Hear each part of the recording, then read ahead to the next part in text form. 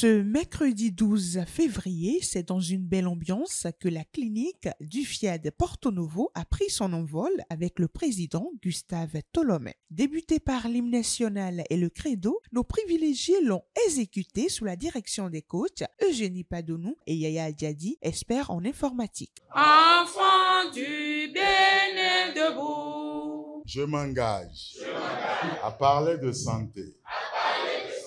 And prosperity to every person to whom I speak. Ils ont ensuite reçu le décret de bienvenue du coach Irène Adéotion, entrepreneur. Dieu nous décrète la bienvenue. Asseyons-nous confortablement pour ne rien rater, car les orateurs sont là. Ils sont là pour partager l'expérience de leur vie et de celui de la FIAD avec nous.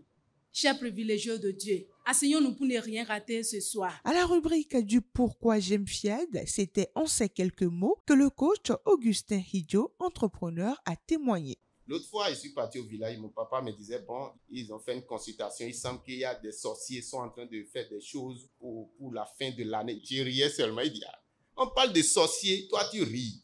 Il dit, si sorcier s'attaque à moi, il est mort. Avec seulement la parole, nous, on termine sorcier, on termine tout. Les amis, c'est FIAD qui m'a appris tout ça. FIAD m'a appris aussi à sourire à la vie.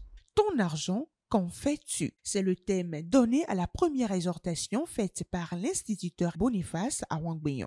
L'argent en soi est bon et bénéfique, mais alors que l'on s'en sert à des fins destructives, cela a pour conséquence le malheur, la perte de l'argent lui-même. Chers amis de la graine, suivez le chemin de l'amour et toutes choses vous seront données car Dieu est amour. La seconde exhortation portant la marque du coach Albansi Soumaro a parlé de l'importance d'être fier de ce que l'on est.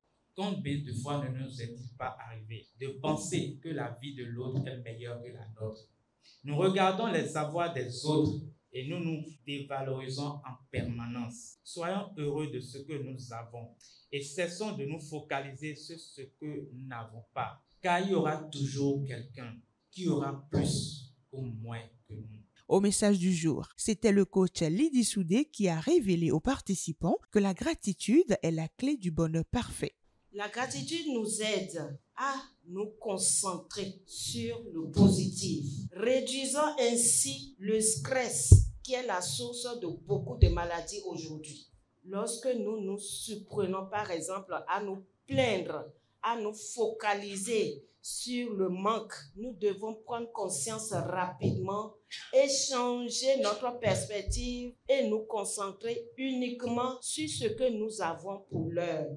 En cultivant la gratitude de manière quotidienne, nous renforçons notre lien avec Dieu et nous améliorons en même temps notre bien-être. L'appel à contribution assuré par le coach Julien Dossa, instituteur, se résumait de la sorte. C'est le moment d'avoir un regard vers Dieu, d'entêter Dieu, pour qu'il puisse nous regarder avec un regard bienveillant. C'est après une bonne dose de programmation avec le coach Falola Kabirou, auditeur senior à l'UNACREP, que le cocktail fraternel a été dégusté dans une convivialité, marquant ainsi la fin de cette belle soirée. Bon, j'ai choisi d'être ici ce soir parce que chaque mercredi soir, quand je viens ici, je gagne toujours quelque chose. Il y a toujours une nouvelle information que je gagne et ça me fait beaucoup plaisir d'être là. C'est pourquoi je suis là ce soir. Vraiment, je suis satisfait parce que le développement de la gratitude a été fait en profondeur avec des exemples précis qui nous montrent que la gratitude est une bonne chose et que nous devons chaque fois la pratiquer. Pour le thème de ce soir, ce que j'ai retenu, c'est qu'il faut être constamment dans la gratitude pour que Dieu nous gratifie des grandes choses. Donc, j'ai pris la décision de reconnaître mes points clés pour la gratitude.